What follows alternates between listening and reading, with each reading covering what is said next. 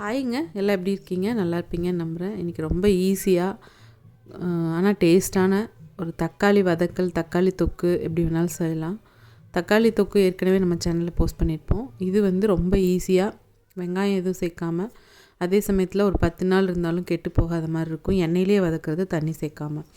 தக்காளி வந்து நல்லா பழுத்த பழமாக தக்காளி பழம் வந்து ஒரு 10லேருந்து 12 பழம் நான் எடுத்து கட் பண்ணி வச்சுருக்கேன். ரொம்ப பொடியாக நறுக்கணும்னு இல்லைங்க, அதனால் ஓரளவுக்கு கட் பண்ணி வச்சுருக்கேன். இப்போ கடாயில் வந்து தேங்காய் எண்ணெய் தான் நான் விட்டுருக்கேன். நல்லெண்ணெய் விட்டு செஞ்சிங்கனாலும் நல்லாயிருக்கும். தேங்காய் எண்ணெய் விட்டுருக்கேன். தேங்காய் எண்ணெயில் கடுகு ஒரு 1/4 ஸ்பூன் போட்டோம்னா, சோம்பு கொஞ்சம் ஒரு 1/4 ஸ்பூன் போட்டு ஒரே ஒரு கிராம்பு சேர்த்துருக்கேன். அது வந்து அந்த ஒரு ஃப்ளேவர் நல்லாயிருக்கும். அதுக்காக அது பொரிஞ்சதுக்கப்புறமா இஞ்சி பூண்டு வந்து தட்டியோ இல்லை பொடி பொடியாக நறுக்கியோ வச்சுக்கோங்க. நான் தட்டி வச்சுருக்கேன். அதை போட்டாச்சு. அதுவும் கொஞ்சமாக பொரிஞ்சதுக்கப்புறமா தக்காளி, நம்ம அறுத்து வச்சுருக்கிற தக்காளி எல்லாமே சேர்த்துக்கலாம். தக்காளி சேர்த்துருந்தையும் ஒரு 1/4 ஸ்பூனுக்கு ஒரு மஞ்சத்தூள் போட்டுக்கோங்க. காஷ்மீரி சில்லி பவுடர் ஒரு 2 ஸ்பூன் போட்டிருக்கேன்.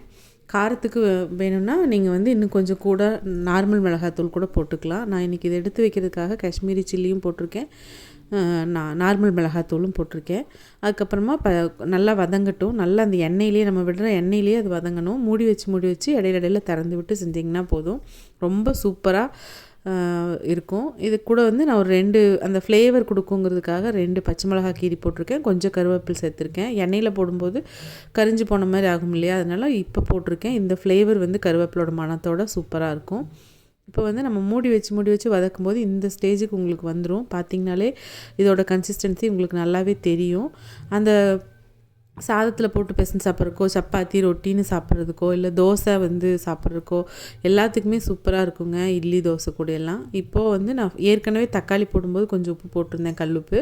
இப்போ வந்து உப்பு எனக்கு கொஞ்சம் பத்தலை, அதனால் பொடி உப்பு தான், தூள் உப்பு போட்டிருக்கேன். போட்டுட்டு மறுபடியும் கொஞ்சம் நேரம் இது வந்து நம்ம வதக்கிறதுல தான், அந்த எண்ணெய் நம்ம தண்ணியே விடலை, ஆனாலும் நல்லா வதங்கியிருக்குது பார்த்தீங்களா. இது வந்து அந்த எண்ணெயிலையும் அந்த நம்ம மெதுவாக ரொம்ப, அதாவது எக்ஸ்ட்ரீம் சிம்மில் தான் வச்சு நீங்கள் பண்ணணும். அப்போ பண்ணும்போது தான் உங்களுக்கு வந்து அடியும் பிடிக்காது. கொஞ்சம் கெட்டியான பாத்திரமாக வச்சு பண்ணுங்கள், சூப்பராக வரும். அது அந்த எண்ணெயில் வதங்கினதுக்கு அந்த கெட்டும் போகாமல் இருக்கிறதுக்கு ரொம்ப அருமையாக இருக்கும். ரொம்ப ஈஸியாக பிகினர்ஸு, பேச்சுலர்ஸ் ஈஸியாக செஞ்சிடலாம்.